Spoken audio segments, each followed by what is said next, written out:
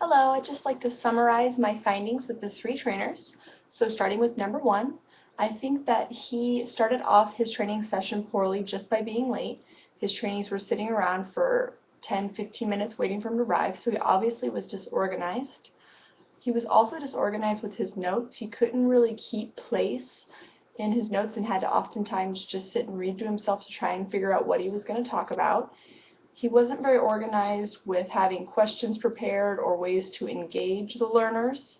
So I would recommend that he review his materials thoroughly before he comes back so that he has a better understanding himself. He should try to be on time and try to have a plan in place for how he's going to teach the material. For number two, she was obviously a great trainer to me.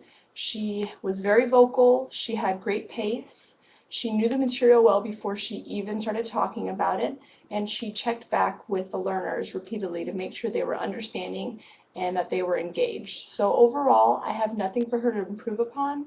It was just a short clip that we got to see of her training, so I think she's just doing a great job so far and seemed very confident. For trainer number three, you can't really tell if he knew much about the material or if he was just reading straight from his paper because he did not take the time to look at any of his trainees. He merely just stared straight at his paper the entire time and read from it.